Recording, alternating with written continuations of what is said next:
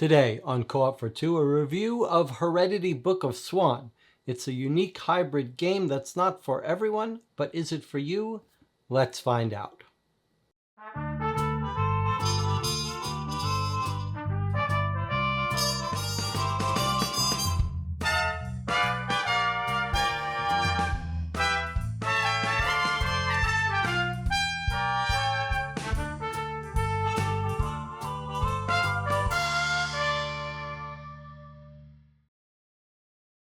Heredity Book of Swan is an unusual game. It's cooperative, a narrative adventure game in a post-apocalyptic setting. Cooperative, the group, whoever plays it, you can play it solo or with up to 4 players, will always be controlling 4 family members. You'll play through a campaign of 5 chapters, and that's it. Once you're done with that, you really won't be playing this again. If you fail a chapter, you just replay it. And these aren't 5 independent chapters. These are 5 chapters that make up an ongoing story and campaign where upgrades and items carry over through the 5 chapters. It's about $55 now in August 2025.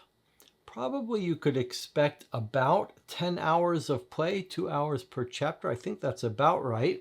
You can also watch our playthrough on YouTube of the entire 5-chapter campaign, which took us about 33 hours to play through. I want to take a few minutes to talk to you about the rules and the basic gameplay in Heredity. The rule book is actually quite good, and it walks you through all of the basic rules and then some odd edge case rules that you probably won't encounter very much. You may have to go back to the rule book for those, but it looks more complicated than it is. This is an exploration and combat game, tactical combat. You will be exploring cards, building a map, traveling around, splitting up, sometimes working together. And you'll have these intense combat moments, encounters, sort of set pieces, and then you'll be exploring more and making some choose your own adventure type decisions before the next round of combat.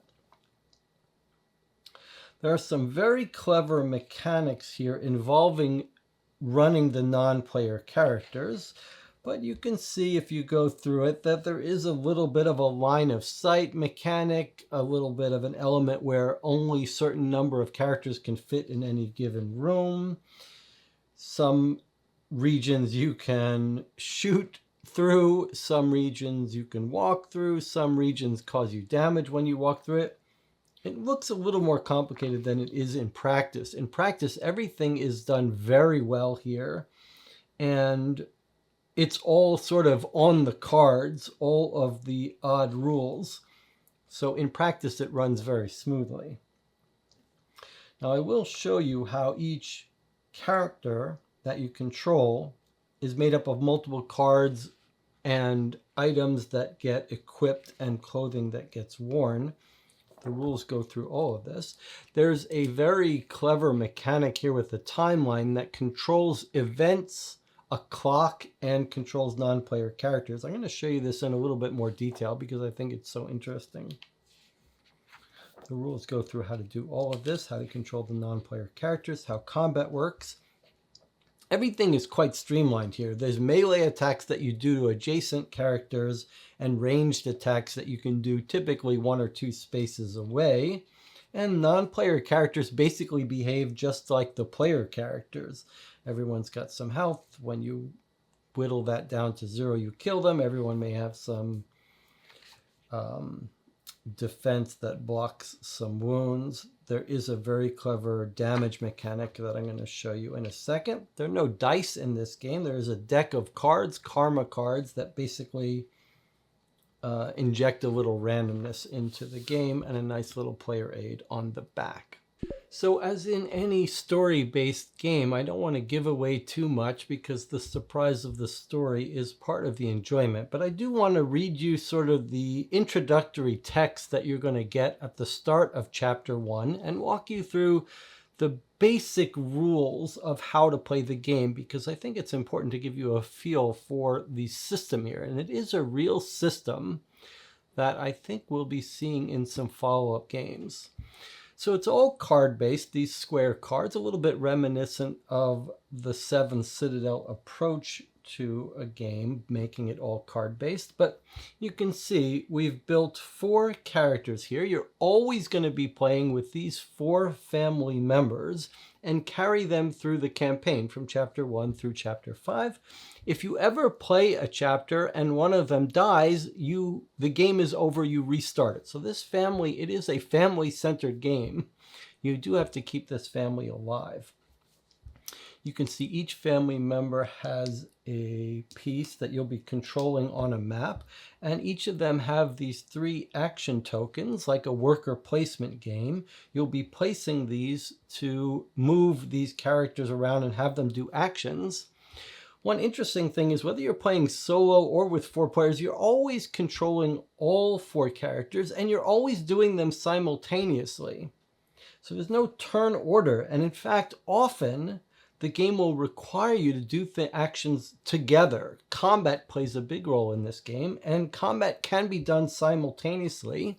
And there's a real reason why you might try to attack something as a group from the same location.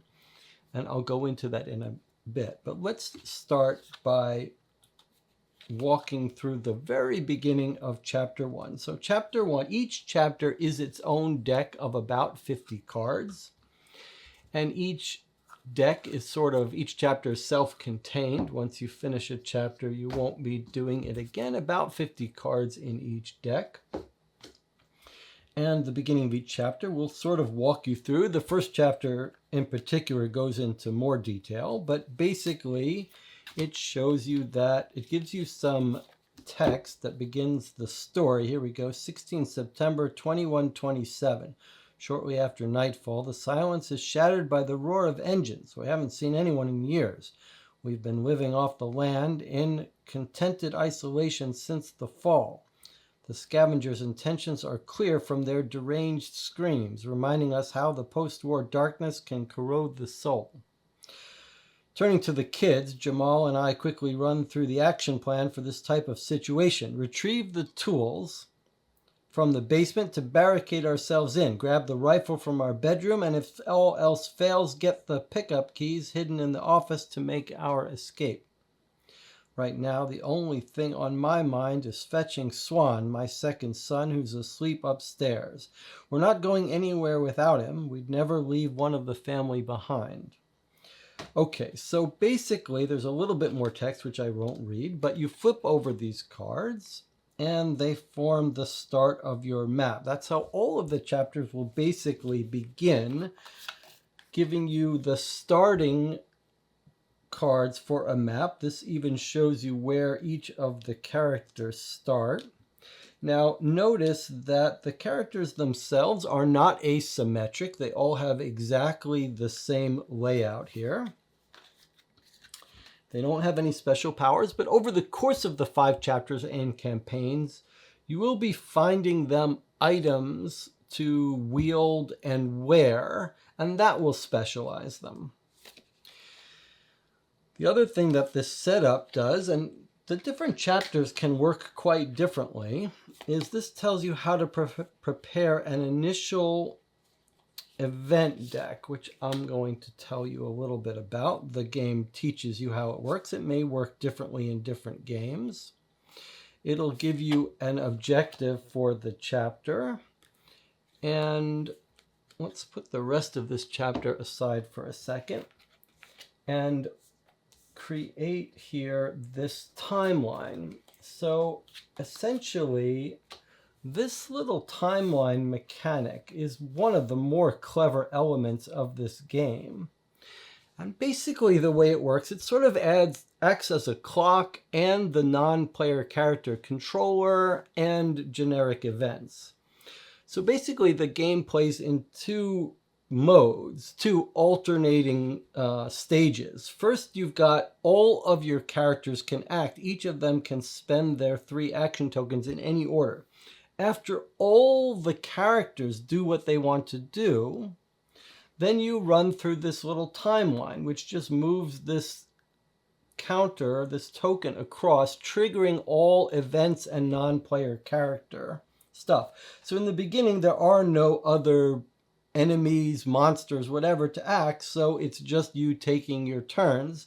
But eventually new cards will come out, be discovered, non-player characters, and they'll get added into the timeline. And they'll frequently get added in a way where you can see that they're going to come out, and you'll have a little time to prepare for them. It's one of the most clever aspects of this game that lets you prepare for things. Each chapter has a set of tokens that are used to represent non-player characters, objects that you can interact with. They're all different. You're advised not to look too hard at them until you encounter them in the chapter you play. Here are the ones from chapter 1. You can see these are just non-player, mostly people that you're going to be interacting with. So let's take a look at a little bit at the game flow here. You can see the map is always broken up into sections with these white lines dividing them. The greens are like doorways, the blue are like windows. And you can see on the map there are some icons. Whenever you get out cards, you're supposed to put these tiny little tokens to represent actions you haven't done yet. So you can see there's a little eye with the number 113, so we put a little eye icon. There's a gear which can be used to craft items. There's stairs that you could walk up to get to a higher floor, and then the footsteps indicate where you can explore. So you could see where you can walk down and explore this way. So you would just decide, well, who do we want to act first? Maybe this green character Brick, maybe he wants to look at this object here, a fireplace. So you just put this worker token on the look action, and then you remove this and go grab this card 113 and read it. And 113 might have some text to read, some instructions for what to do. In this case, it's a little timer that comes out. So you put 3 tokens on this card. Actually, this isn't a timer. This is stuff you can do that's got a limited use of 3 times. And then the rules tell you for the different cards, sometimes they anchor into the timeline and trigger, sometimes they just set off to the side and add a new little action you can perform. So this whole system of the timeline, the cards that come out that sit by the board, they can all modify the game and the game rules in interesting ways, and in a way that you don't have to go look up in the book, how does this work? It's all laid out on the cards, all of the enemies that come out. And let me just show you very quickly. I'll just scan through to give you some idea of the amount of text, items, map. These are all double-sided. I don't think you're getting any too important spoilers here. They're all double-sided. And so sometimes you'll get a card that expands the map, and these maps will get pretty big as you play. You'll have to decide whether to stay together or move apart. Remember, each person for each round only has 3 actions, so you could spend an action I showed you to interact using he looked at something. You can walk by taking this action. Each token you spend on a walk would let you move 1 space. Feet and hands can be used to fight. If you've got melee combat, someone in your space, you can fight with them. And then this dialogue action would be possible if you were on a character where you saw the dialogue icon. There is a nice little player aid here, which shows you your available actions. Most of it is very obvious and you're just doing the thing on the card. A little instruction about fighting, the melee combat, which just does 1 damage, etc. There is a lot of combat in this game. It's all done very smoothly, but one of the interesting elements of the game, at the start of the game, you'll get this karma deck. There's no dice. It's a little bit Gloomhaven-like. You've got these card modifiers. You can see most of them are just +1, -1, 0, but there's a +2. So this is your deck of 9 cards. So whenever you have a combat encounter, whether it's you attacking a non-player character or a non-player character attacking you, you'd flip over one of these cards as a modifier. So normally when you're fighting and kicking, you do 1 damage, you'd flip this over, +0, so you're doing your 1 damage. Maybe there's some shields involved, whatever. As these cards get revealed, they go into a discard pile, so you get a little bit better knowledge of the statistics of this deck. So if you've already gotten the -2 and the -1 out of the way, you know on your next attack, you've got a much bigger likelihood that you're going to get a positive bonus. So this is a very clever way to give you some statistical estimation, some way to estimate what results you're likely to have. And this deck, in fact, will change over the course of the campaign. So it does give you a feeling of sort of evolving scenarios. Things could get better or worse depending on your choices during the game. There'll always be 9 of these. One of the more interesting things about this game in terms of coordinating and playing cooperatively is that if you, and you'll be doing this quite a bit, if you attack together, let's say this person's going to hit at the same time this person kicks, and this person's going to hit. So this normally does 1 damage, 1 damage, 1 damage for each attack, for each melee attack, and you'll have weapons that'll increase your damage.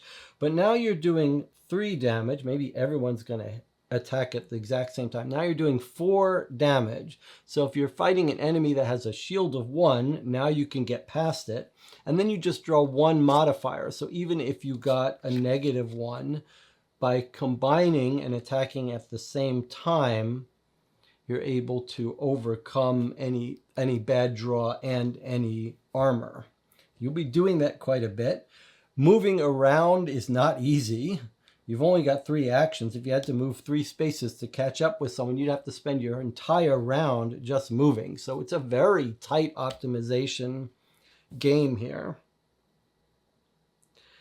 And then, let's see, let's just show you one little enemy as an example here. And this is a good example of the kinds of clever strategic play that this game is set up to do. At some point you might draw this event and it anchors into this part of the timeline. So you get a little bit of flavor text.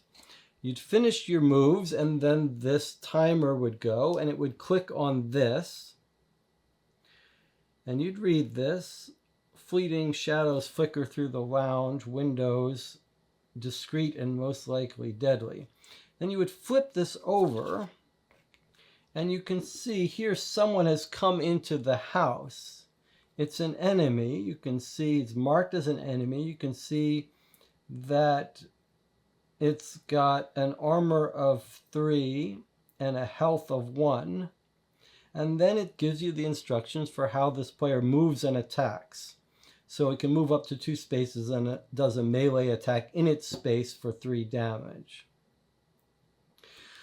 When you flip this over, it tells you where it gets anchored by matching up these colors. And then it's the player's turn again. So notice this very common mechanic. You've got a little bit of foreshadowing about what's going to happen, and then you see what it is, and you see how it acts, but it doesn't act yet. It's going to act on the next round. So you've got time to prepare and plan and try to take care of it before it triggers. So you can see this guy's got armor of 3. You guys, these characters are going to have to team up to try to do damage on this. And then you would accumulate wounds on this. If you can kill it before it even has time to act, that's great. Otherwise, it will take its turn and act. You would then bring it out onto the board and move it around on the board like that. When non-player characters take wounds, you just put the wounds on their card until they're killed, then they'd come off. Sometimes you're going to get non-player characters that aren't aggressive unless you attack them. When player characters take wounds, it's more interesting and an interesting strategic decision. So let's say Jamal took 3 wounds here. You'd have to decide where to put these 3 wounds. And they go on top of the actions. So you could put the wounds here, and now he wouldn't be able to interact with by looking and talking on his turn. And maybe you block one of his feet here. Now he can only move 2 spaces per round and can't do this interaction. Eventually, when these slots get all covered, you'll take a serious wound, which will flip one of these cards. And what you can see here is when it flips, you've got less actions available on this card. Now you've just got 1 spot where you can put a token to either talk or look. And the same thing happens with all of these. Instead of 2 hand interactions, now you have 1. Instead of 3 walks, now you have 2. Eventually, someone may get serious wounds on their entire card, which gives them much less possibility for acting and puts them near death if all of these ever filled up and you had to add another one, then this character would die and you would fail the mission. Once a card is so bad that it flips over, there's no healing from that in the current chapter. At the beginning of the next chapter, almost everything resets. But if it ever thresholds to the point where it gets so bad that you have to flip over, then there's generally no healing. But any wounds short of having to flip over a card can be healed by other characters in their space or by themselves with a hand action. So there is this little give and take where you'll be taking wounds and then trying to heal up with other characters as actions. This whole mechanic of spending these 3 action tokens on these spaces that are available. Sometimes you'd rather do multiple actions, but you can't because they're blocked with wounds or previous tokens. It's a very clever, streamlined system, and it's consistent with the entire design, which sort of makes everything obvious what you can do, and it lets this game take on much more complex interactions and possibilities that you wouldn't be able to do if it wasn't so clear by the design when actions were available. It gives this whole world a much more dynamic feel, and it's only possible because everything has a space on these cards. It's quite common in this timeline of the event to have things that are operating on a clock. So if you've got a situation like this where there's an enemy here, you just know the players go and then the timeline advances and the enemies go. But it's very common in this game to have something come out on the board that says, you know, you can hear banging on the doors or the fuse is running, and you'll add these little generic tokens to this. And then you know, okay, after 3 rounds, this thing's going to go off. And the game in general pacing is very tight here. You're always operating on some kind of deadline or some kind of ramping threat. And you'll frequently find yourself in a situation where you're like, do we have enough time to do all of these things? Or can we see from this clock that's going that we're going to have to give up some path? Like, we'd like to explore here and go get this object, pick up this gear so we can build something, but do we really have time for it? And how long is it going to take us to get out, to escape, to kill this thing? There's a constant sense of threat and timing. And I guess I say that there's a constant sense of threat and timing, but actually it's sort of punctuated. So you've got periods of calm where you feel like, oh, we got all the time in the world. And then some enemies will come out and you're like, all right, they're going to kill us if we don't act quickly. And then you've got some calm. So it really is like riding a roller coaster. But that's a general feel for how the game plays. What I haven't shown you, but is consistent with what I said before about a place for everything to make it very obvious what you can do. As you acquire items, you can see every character has 3 slots for items they can carry, sort of generic slots, and then 3 different slots for different types of clothing. So everyone has something they can wear on their head, on their chest, and on their feet. So as you play, you might pick up a weapon and decide who to give it to. And these weapons all show on the card how they're used. This one says you can put one of your action tokens here to fire a long-range shot 1 space away that does 3 damage. Many of the items can take a damage, not this one, but many of them can, that would disable it. So sometimes you're faced with a strategic decision about, is it better to keep these actions open or disable this object? This is very much like a...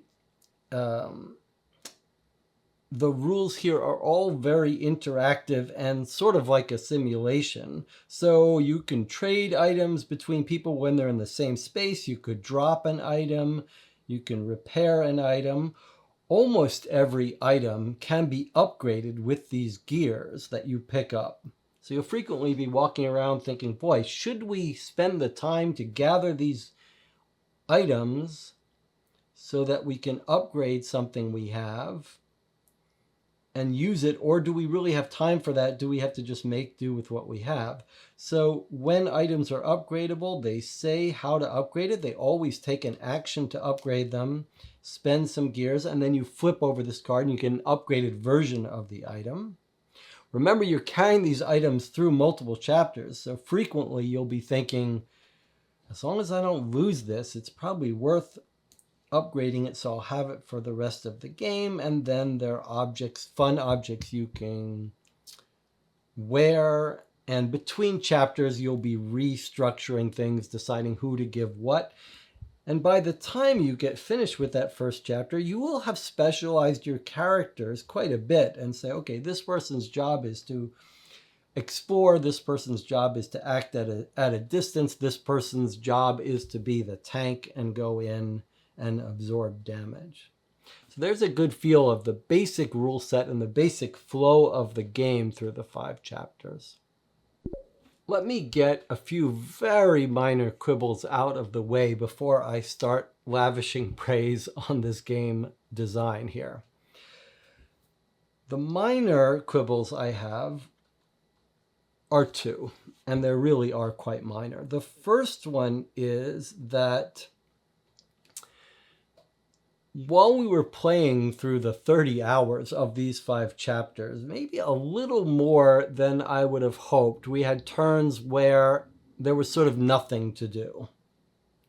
So most of the time you're doing very tight optimization of actions and turns, but not that infrequently we got to a point where someone had nothing to do. We were just wasting their turns and just saying, well, there's no point in walking or looking or whatever, they're at full health. So we'll just throw away their turns. It might be nice if there was something you could do with your turn to give you a little bit of an interesting strategic decision. And then the second minor complaint, which is maybe a little more serious, but I'm not sure it could have been done any better than it's done here, is the sort of difficulty level for some of these chapters and events. I feel like there were periods where it was either felt too easy or too hard. I mean, that's not something that's trivial to get right, especially with a kind of adventure game where you can choose different paths and different ways to attack things. And I do think the designers were very focused on creating a balanced, sort of curated experience with a controlled level of difficulty, but maybe a little more than I would like. It felt like if you got unlucky, you were going to get destroyed. If you got lucky, you were just going to have a cakewalk. So maybe something to keep in mind for the designers for next missions, or just something to worry about. And if you play, perhaps something to look out for.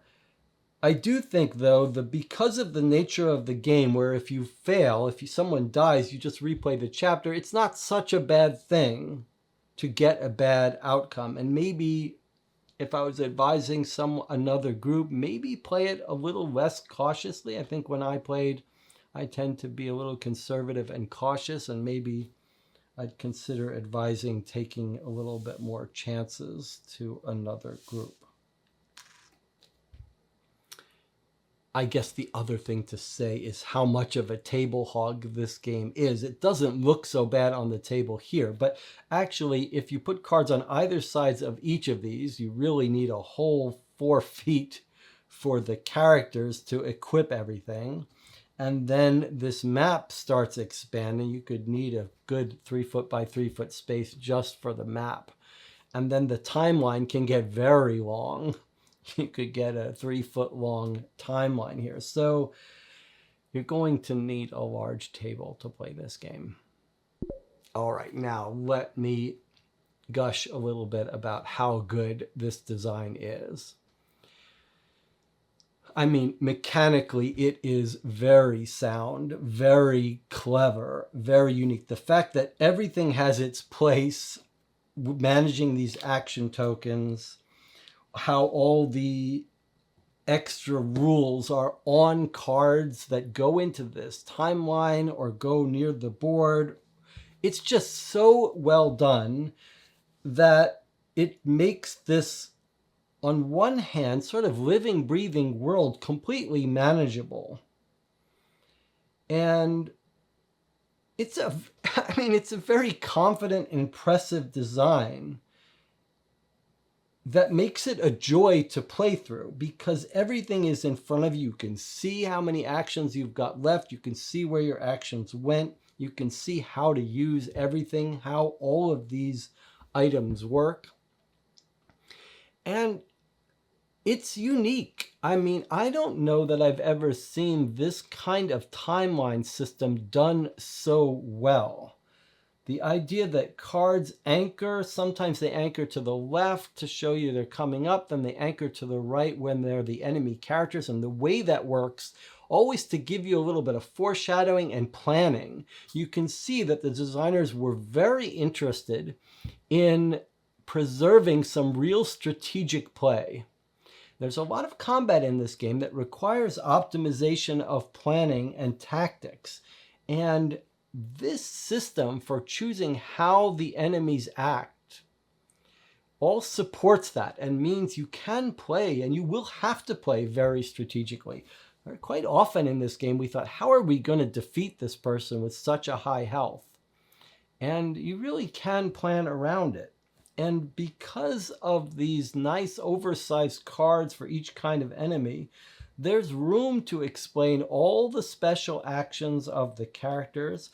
One thing I didn't show you is that this really is a hybrid game. There's a lot of tactical combat where you can see what's going to happen. You can see the probabilities of this deck. You can see how many actions you have left. You can see how much damage you're going to do. Like, everything is straightforward for tactics and planning. But then the other half of this game is this adventure exploration mode where you really don't know what's going to happen.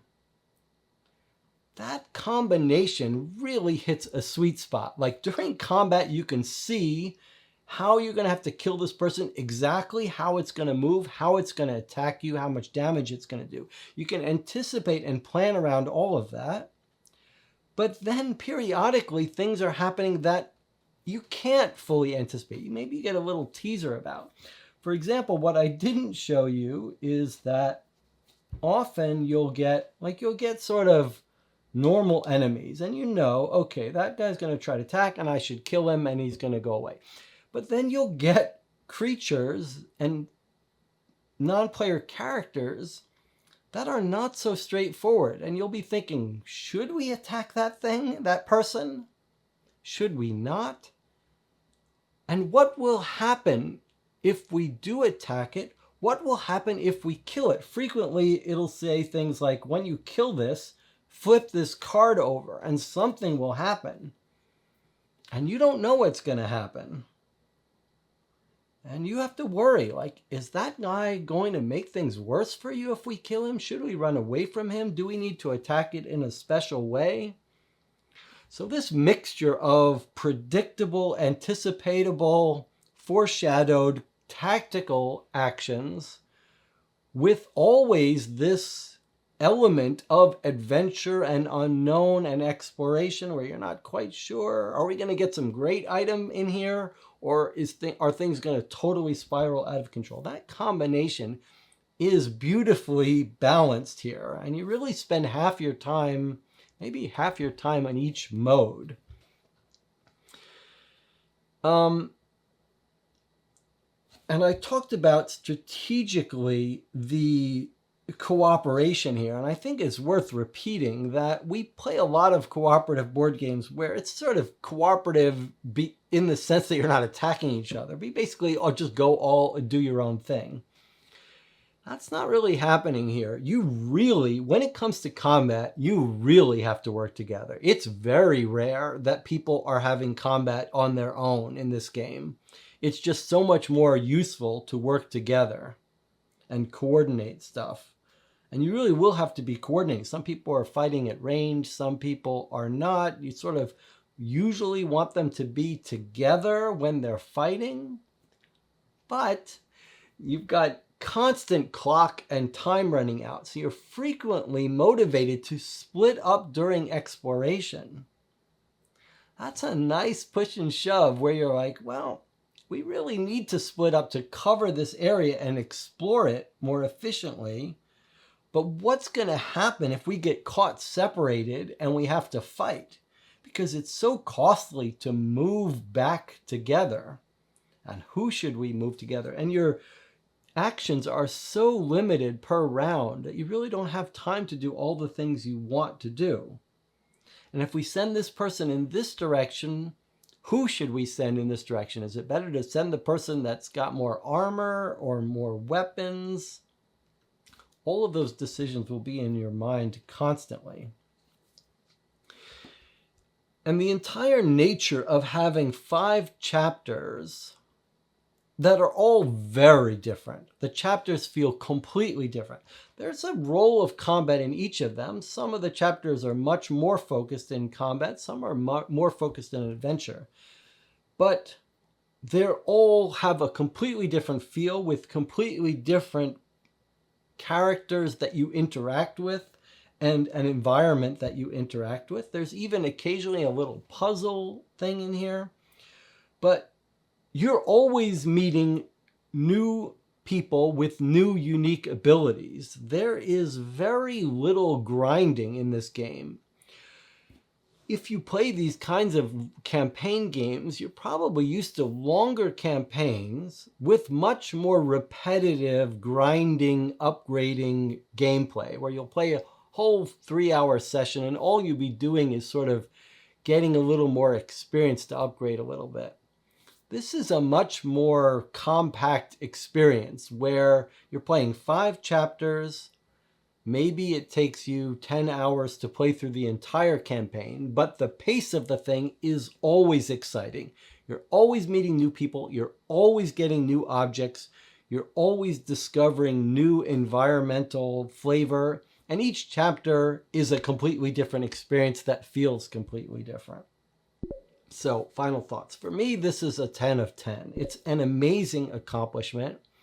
I really hope they keep making games based on this system. The system of the timeline, which is brilliant and creates an emergent world where you can sort of see how things are going to interact, but there's elements you can't see, elements you can plan for, and a very tight optimization puzzle with some real cooperation. Most interesting is this decision to make a one-time campaign. And that's unusual. There's lots of big, giant, long campaign games like Gloomhaven and a whole bunch of other dungeon crawlers that are meant to be played over hundreds of hours, lots of games, with some story connective tissue. This is a much more focused, really half and half game of adventure and story with combat. But because it's so focused, because they're just trying to make a campaign of 5 very tight, controlled chapters, each of which feels completely different, I think the authors have chosen a path here that's not going to be for everyone, but really is the sweet spot for me. After you play these 5 chapters, you're done. But there's a real story here. There is a real vision. It's almost like a movie. And there are different epilogues depending on how well you do and what you choose to do. You're not going to see every object in this game. You're not going to go down every path. There are frequently places that could be tackled in 1 or 2 ways. But it's not a giant 100-hour campaign where you're spending lots of time doing filler, grinding stuff.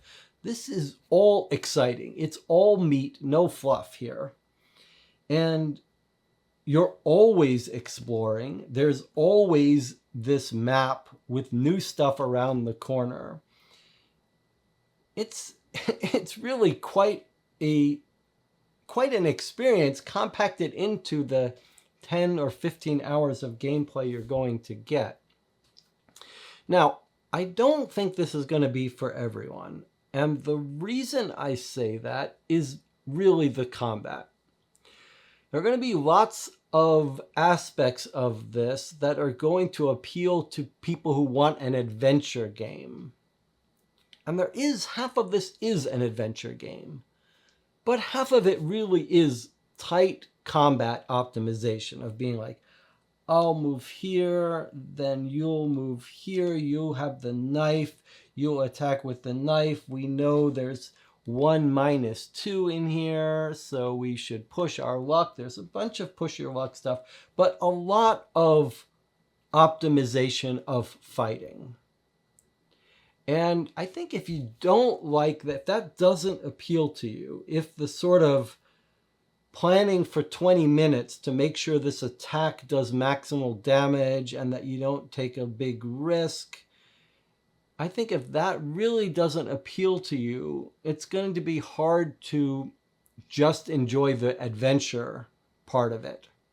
There's just too much combat for that. But if you are like me, if you like the idea of sort of half the time doing this tight strategic tactical combat and half the time you want to explore and discover strange new worlds and objects and really fun, interesting story beats, then this really scratches that itch. No real replayability beyond failing a mission and trying again. We played through it. We failed 1 chapter once and then played it again.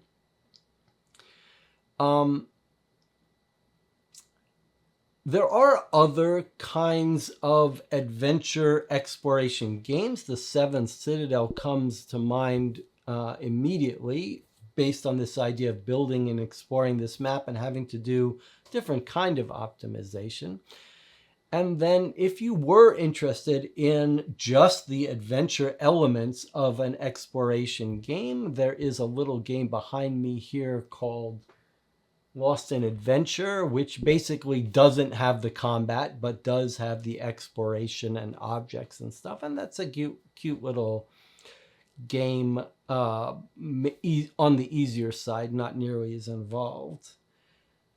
But here we have a very polished game. Like, one of the things that differentiates this from a big campaign-like game, like the Seventh Citadel or Gloomhaven, whatever, is because it's narrower in scope, because it's not nearly quite as ambitious in scope in terms of a campaign. It's a much more polished, controlled experience that the authors have really sort of scripted in a way that sort of guarantees a good dramatic experience with good pacing and balanced adversaries. So I do think for many of us, this is going to be a sweet spot here.